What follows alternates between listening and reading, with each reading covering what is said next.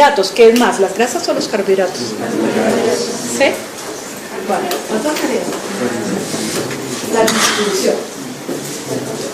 Cuando el niño está en una desnutrición severa, es decir, por debajo de -3 desviaciones estándar de su peso para la talla, idealmente el manejo debe ser institucional, es decir, el niño hospitalizado, para verificar primero que no haya ninguna condición asociada, que no haya un estado de infección que esté perpetuando el proceso de desnutrición y garantizar que se va a dar un aporte proteico y calórico adecuado para hacer una recuperación nutricional sana y adecuada. Entonces preferimos tenerlos hospitalizados en forma inicial. El manejo intrahospitalario implica 10 aspectos básicos que son los que están acá, y todos son importantes. Y esos aspectos son tratar o prevenir la hipoglicemia. Cualquier niño de bajo peso tiene riesgo de hipoglicemia. Tratar o prevenir la hipotermia, por lo que comentábamos esta mañana también. No hay un panículo adiposo adecuado que proteja contra los cambios de temperatura. Tratar y prevenir la deshidratación, primero porque han tenido baja ingesta y segundo porque muchas veces tienen estados infecciosos asociados. Corregir todos los trastornos hidroelectrolíticos secundarios, tratar o prevenir la infección, corregir las deficiencias de micronutrientes, iniciar la retroalimentación, garantizar el reatrapaje, es decir, el catch-up, volver al punto que le corresponde en cuanto a crecimiento, facilitar un soporte emocional y prepararnos para el egreso hospitalario después de la recuperación. Entonces vamos a ver de qué se trata cada una de ellas. Entonces el primer paso, tratar y prevenir hipoglicemia. Ustedes ya son muchos en el manejo de hipoglicemia, ¿cierto? O por lo menos en la tarea de Stable les refiere a todos, hablaron perfectamente de cómo prevenir la hipoglicemia. Quisiera ver recién nacidos, pero es válido para niños mayores. La mayoría de las veces la hipoglicemia coexiste con hipotermia y son sinónimos de infección. Entonces, si a ustedes les llega un niño desnutrido, hipotérmico y con trastorno a nivel de glucosa, hay que descartar un proceso infeccioso.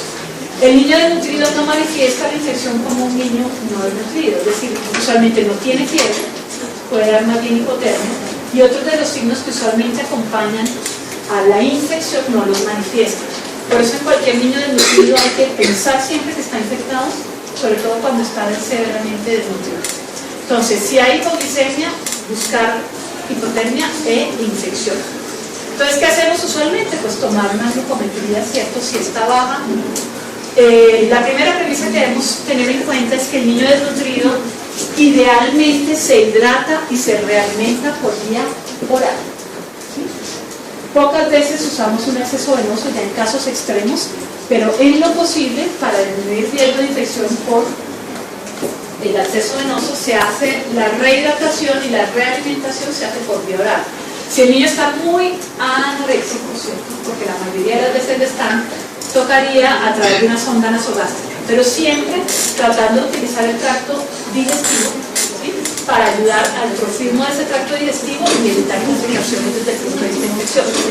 Entonces, una glucometría baja, lo primero que hacemos, así como por vía parenteral en un neonato damos un bolo de destroza al 10, en un niño mayorcito desnutrido, utilizamos una solución de glucosa al 10%, que es una destroza, y le damos 50 mililitros por vía oral o por sonda nasogástrica. Y posteriormente a esto le hacemos alimentación cada 30 minutos en volúmenes bajos, ¿cierto? Durante las 2 primeras horas. Si al hacer la corrección con los 50 mililitros iniciales el destrostic sigue bajo, podemos repetir a manera de bolo otros 50 centímetros. Como asumimos que el niño está infectado por la hipoglicemia y más si está asociado a hipotermia, mientras estudia, es recomendable iniciar un antibiótico y ahora el grupo 4, ¿cierto? Y posterior a la recuperación de la glicemia a través de estos bolos, empezamos a hacer una realimentación que es lenta, más o menos cada 2 horas en volúmenes pequeños durante las horas del día, pero también de la noche. Por eso es la razón de dejarlo hospitalizado, para poder hacer una supervisión de lo que se le va a dar y de la respuesta a cada una de las cosas que estamos dando. El segundo paso, que es prevenir la hipotermia o tratarla, que va ligado al anterior. Entonces, básicamente, ¿cómo controlar la hipotermia o cómo prevenirla? Refiera nuevamente. ¿Qué dice refiera de cómo prevenir la hipotermia? Pues cualquiera de las medidas que se saben, ¿cierto? Arroparlo, tener cobijas tibias, mantenerlo siempre caliente, contacto piel a piel o contacto, pues abrazarlo directamente el cuidador o la mamá si es la que está presente, buscar la forma de calentarlo. Algunas veces se requieren lámparas de calor radiante, incubadoras abiertas. No se aconseja colocar bolsas calientes porque se puede quemar, pero hay que garantizar una temperatura neutral. Otra forma de prevenir y de tratar la hipotermia es alimentarlo adecuadamente e hidratarlo. El niño deshidratado está frío, el niño que tiene hipoglicemia porque no se alimenta bien, pues también está frío, ¿sí?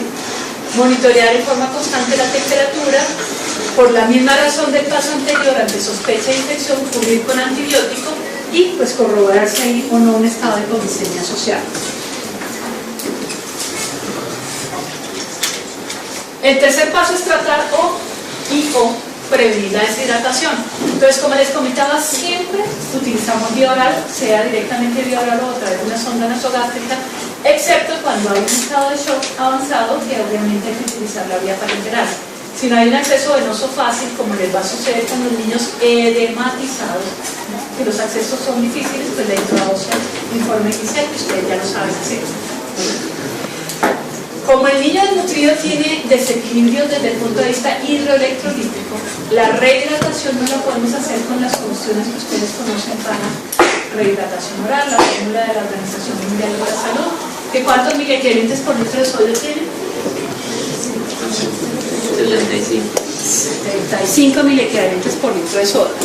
Entonces, existen unas soluciones especiales para rehidratar a los niños desnutridos, que el nombre de la sigla es Resomal, que es de Rehydration Solution of Malnutrition, que si no la disponemos se puede preparar.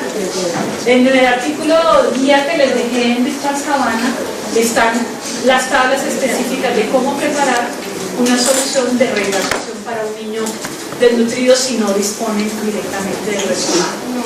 Inicialmente le vamos a dar un volumen que es muy bajo, que son 5 centímetros cúbicos por kilo de peso, cada 30 minutos en las primeras 2 horas de la rehidratación. Entonces la rehidratación, como ven, es mucho más lenta que en el niño no desnutrido y con una solución que contiene, desde el punto de vista hidroelectrolítico y de osmolaridad, unos elementos diferentes.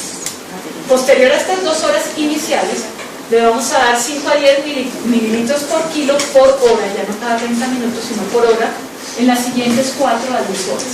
Dependiendo del estado de hidratación, en la hora 6 y en la hora 10, específicamente del proceso de rehidratación, la toma de suero la reemplazamos por una toma láctea, que es de una fórmula del 75%, y ya miraremos de qué se trata. Y obviamente durante todo el proceso hay que vigilar estrechamente la frecuencia cardíaca, la frecuencia respiratoria, temperatura, si hay o no tolerancia a la vía oral, el gasto urinario y el gasto fecal, porque muchas veces tienen episodios diarreicos asociados, con el fin de reajustar la cantidad de líquidos que estamos suministrando. Pero entonces la clave es que es un proceso lento de rehidratación, no podemos hacer una hidratación rápida en estos niños que de por sí están en un estado hiponcótico porque todo se nos va hacia afuera. Cuarto paso, y todo es secuencial pero muchas veces simultáneo, ¿no? Yo confirmo que está hipoglicémico, que está hipotérmico, que está deshidratado y voy corrigiendo todo simultáneamente. El cuarto paso es corregir otros desequilibrios desde el punto de vista electrolítico. Entonces, si hay hipocalemia, hipomagnesemia, hiponatremia, etc. En general, se debe dar un aporte extra de potasio. Ya les comentaba al principio que todos en general tienen hipocalemia. Entonces, aparte del requerimiento basal, de acuerdo a la edad y al peso del niño, hay que dar 2 a 4 milimoles kilos día de potasio extra y lo mismo de magnesio de 0.3 a 0.6. Quinto paso, tratar o prevenir la infección, que es una constante en los niños desnutridos severos. Entonces, de entrada utilizamos antibióticos de amplio espectro. Como todo lo estamos haciendo por vía oral, el antibiótico también se recomienda por vía oral, ¿sí? O sea, en principio no tenemos acceso venoso en el intestino severo. Entonces, se puede iniciar con trimetrofilsulfa, ¿sí? Si no tenemos un foco infeccioso específico identificado. Si hay un foco infeccioso identificado, un cubrimiento de amplio espectro podría ser con una mezcla de ampicilina y gentamicina, y se sugiere adicionar metronidazol, ¿sí? Para evitar el sobrecrecimiento bacteriano de flora patógena, que traduciría muchas veces estados de enterocolitis o de diseminación hematógena de esta flora en un niño que no tiene una respuesta inflamatoria adecuada a nivel intestinal. En los niños mayores de 6 meses se aconseja vacuna de sarampión, que usualmente se pone a qué edad. ¿Sarampión a qué edad? Al año. ¿Tiene el tiempo con qué otras 2 vacunas? Para el examen también va vacunación, ¿no? ¿Con qué otras 2 vacunas? Sarampión, paperas y rubiola. Muy bien, al año de edad. Pero el componente aislado de sarampión se aconseja en los niños desnutridos mayores de 6 meses, porque el sarampión en un niño desnutrido es potencialmente mortal. Pues por eso se aconseja adelantado. Y obviamente, al tiempo que estamos haciendo todo esto, pues el ideal, si estamos en un sitio con todos los recursos, es buscar el foco infeccioso. Si clínicamente lo tenemos, pues el manejo va a ser dirigido a ese foco. Si no, hay que hacer hemograma, reactantes de fase aguda, uroanálisis, radiografía de tórax para buscar los principales focos y dar un manejo específico. El sexto paso, corrección de la deficiencia de micronutrientes que acompañan a todos los estados carenciales. Entonces, en general, ¿cuáles son los nutrientes comprometidos? Los micro: hierro, zinc, cobre, selenio, vitamina A y otras vitaminas, pero en menor grado.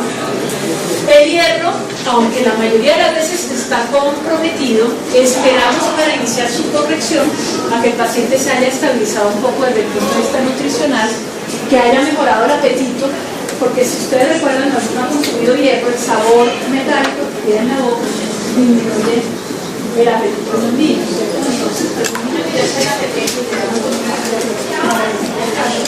no nos va a funcionar. Y por otra parte, esperamos que esté corrigiendo el proceso infeccioso que acompaña a la nutrición, si es que va bien. Pues usualmente el hierro se da después de las 2 primeras semanas del proceso de realimentación, o sea, después de los primeros 15 días, cuando ya el niño tenga buen apetito, cuando haya empezado a ganar peso y cuando no tenga ningún proceso infeccioso subyaciente. Lo que sí podemos dar desde el comienzo son otras vitaminas. Las multivitaminas, que vienen en una mezcla de vitamina D, vitamina A, vitamina B en todas sus ramas y vitamina C. En forma independiente damos ácido fólico, usualmente 1 miligramo al día. Damos zinc, 2 miligramos por kilo y por día, cobre, 0.2 miligramos por kilo y por día, y vitamina A, una dosis única, que está entre 50.000 y 200.000 unidades dependiendo de la edad del niño. Menores de 6 meses 50.000, de 6 meses a 2 años 100.000 y mayores de 2 años 200.000. Señora. ¿Todas excepto el hierro sean todas al mismo tiempo? Sí. La vitamina A, una sola dosis al inicio del tratamiento, ¿cierto? Estas se dan todos los días indefinidamente hasta normalizar el estado nutricional o hasta tener más o menos el 90% del peso esperado para la talla, y el hierrito se da a partir de la segunda semana. ¿Cuánto dura el tratamiento completo? Pamela, que ya no. ¿Cuánto dura el tratamiento completo? Tenemos un estado carencial que hay allí. ¿Cuánto tiempo le doy yo hierro a un niño que tenga niña? Es hierro de nutrición. 3 meses.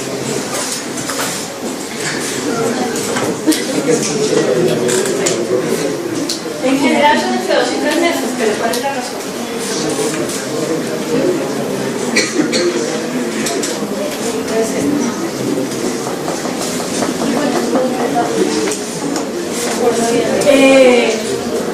Cuando se lleva a cabo un tratamiento con hierro a dosis adecuadas, la dosis terapéutica del sulfato ferroso es de 4 a 6 miligramos por kilo, la dosis profiláctica es de 2 a 3, Aquí utilizamos una dosis intermedia de 3, porque hay un estado carencial, pero no necesariamente anemia. Si hay anemia, la dosis es de 4 a 6 miligramos kilo día, y se supone que con una dosis adecuada aumenta semanalmente 1 gramo la hemoglobina del paciente. Entonces, ¿qué hacemos? Cuando tenemos un niño que está anémico, buscamos cuál es el valor de hemoglobina para su edad. Recuerdan que al comienzo hablamos que había unas tablitas que tienen todos los valores hematológicos en las diferentes edades. La hemoglobina cambia dependiendo de la edad del niño. Entonces buscamos cuál es el ideal de hemoglobina, ¿cierto? Y le restamos la cifra actual del paciente. Entonces un niño de 3 años que debería tener 14 gramos de hemoglobina y le hacemos un cuadro hemático y tiene 7 gramos, ¿cierto? Le faltan 7. Entonces, si la hemoglobina aumenta 1 gramo semanal por cada semana de tratamiento bien llevado, necesitaríamos 7 semanas para normalizarlo. Y usualmente duplicamos el tiempo para llenar los depósitos de hierro, ¿sí? Por eso es que generalmente, como son anemias entre moderadas y severas, entre 2 y 3 meses nos gastamos en normalizar la hemoglobina y además llenar los depósitos de hierro. Entonces, en promedio el hierro cuando hay anemia son 3 meses. El niño puede estar desnutrido, pero sabemos que tiene deficiencia de hierro, pero no necesariamente tiene una anemia severa. Entonces se da hierro profiláctico 3 miligramos kilo día hasta normalizar el estado nutricional, pero si hay anemia, se da dosis terapéutica y el tiempo necesario para normalizar su hemoglobina y llenar sus depósitos de hierro. Dice, de 50.000 a 200.000. 50.000 en los menores de 6 meses, 100.000 de 6 meses a 2 años y 200.000 en los mayores de 2 años. Eso para empezar el tratamiento, cuando confirmamos que hay una deficiencia de vitamina A. Entonces, no será una dosis única, sino durante el proceso de realimentación se pueden dar otras 2 o 3 dosis más. Entonces se confirma la deficiencia. El séptimo caso, iniciar la realimentación, que debe ser en forma precoz, pero es un proceso lento y progresivo. Entonces, no por el hecho de que el niño tenga una desnutrición proteico-calórica, todo lo que le falta se lo vamos a comenzar a dar en grandes cantidades desde el comienzo, porque ya veíamos que estos niños tienen intolerancia desde el punto de vista digestivo. Entonces, no podemos dar ni siquiera al comienzo la recomendación que un niño normal a esa edad tendría. Siempre vamos por debajo de la recomendación y vamos aumentando progresivamente, obviamente llegando a un punto superior a la recomendación, pero ya en estadios más avanzados para poderlo normalizar. Doctor, una pregunta, ¿eso se puede dar por la intolerancia o por riesgo, digamos, edema o algún efecto? Todas. Hay riesgo de intolerancia, pero digamos, tienen un riñón que entre comillas es inmaduro porque ha estado crónicamente depletado, entonces cargas de solutos muy altas para ese riñón potencialmente inmaduro no son bien toleradas. Y desde el punto de vista digestivo, en un niño que es desnutrido hay atrofia de las vellosidades intestinales, entonces la capacidad de absorción está disminuida, entonces no va a absorber todo y va a estar en un estado a nivel intraluminal que es hiperosmolar, lo cual genera más diarrea porque hay aumento del paso de líquido a nivel intraluminal y entonces se vuelve un círculo vicioso, ¿cierto? Le doy muy concentrado, esto le da diarrea, por la diarrea se deshidrata, se depleta, entonces le doy más pero lo sigue perdiendo. Entonces es un proceso que es muy lento. Existen unas fórmulas específicas para realimentar a los desnutridos que se llaman fórmula 75 y fórmula 100. No sé si alguno de ustedes la ha visto utilizar en sus centros de práctica o ha oído hablar de ellas o preparó la clase. A, B y C son falsas. Entonces se inicia en forma precoz con energía y proteínas suficientes para mantener los procesos fisiológicos básicos. Entonces en un estado de metabolismo basal que implica menos requerimientos del que normalmente debería tener. Comidas pequeñas, es decir, fraccionadas, pero frecuentes, con baja osmolaridad y con baja lactosa, porque muchas veces hay intolerancia secundaria a la lactosa. Iniciamos con 100 kilocalorías por kilo y por día, con un aporte de proteína de 1 a 1.5 gramos por kilo y por día, y un total de líquidos de 100 a 130 centímetros por kilo y por día. En un niño en otras condiciones, en un lactante, el aporte calórico es mayor, ¿cierto? hasta 120 kilocalorías y el aporte hídrico, cuando es solo por vía oral, podría ser hasta 150 centímetros por kilo.